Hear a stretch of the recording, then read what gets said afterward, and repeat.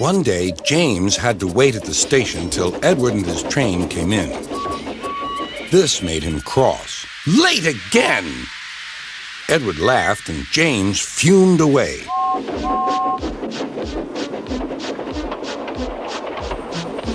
After James had finished his work, he went back to the yard and puffed onto the turntable.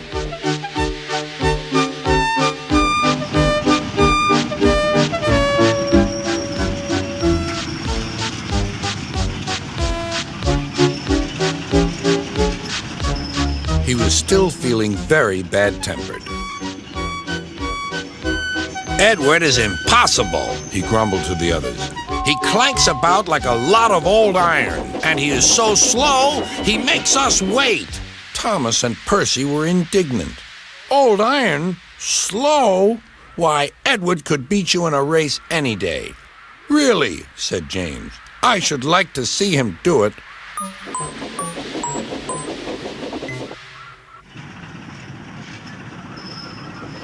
Next morning, James's driver was suddenly taken ill. He could hardly stand, so the fireman uncoupled James ready for shunting.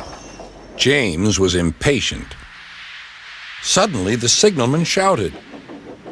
There was James puffing away down the line. "All traffic halted," called the signalman. Then he told the fireman what had happened. Two boys were on James's footplate fiddling with the controls. Phew! They tumbled off and ran when James started. The signalman answered the telephone. "Yes? He's here. Right. I'll tell him.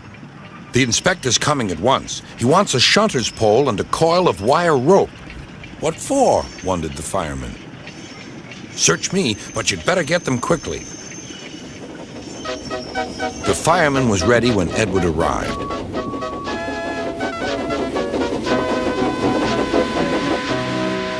The inspector saw the pole and the rope. "Good man, jump in." We'll catch him, puffed Edward. James was laughing.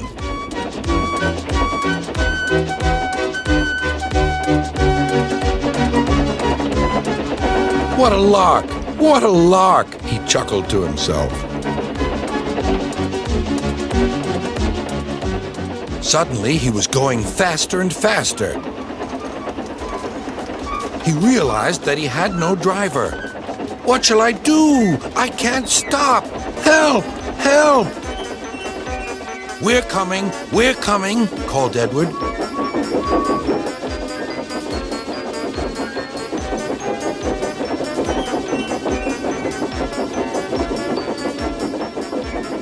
Edward was panting up behind with every ounce of steam he had. At last, he caught up with James.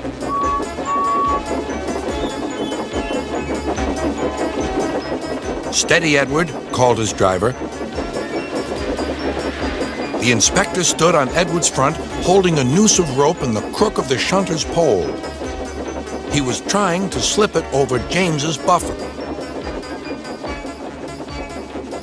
The engines swayed and lurched. At last, "Got him!" he shouted. He pulled the noose tight.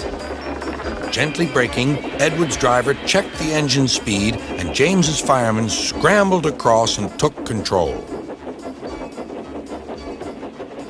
"So, the old iron caught you after all," chuckled Edward.